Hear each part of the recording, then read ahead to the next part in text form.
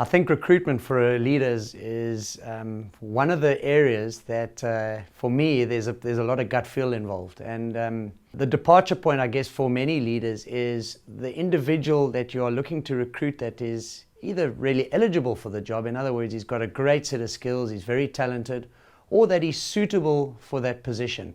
And we feel that a lot in team environments where that suitability is important to us because it's got to match up with what we want to achieve as a team. So you'll get a lot of individuals out there that have got all the skills that are required, but might not necessarily fit as a personality or in terms of what his value system into that team context.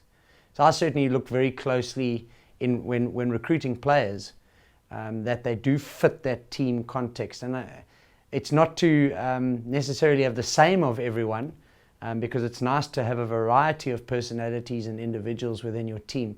But I think importantly, finding individuals that value things the same as what you're trying to create within the team.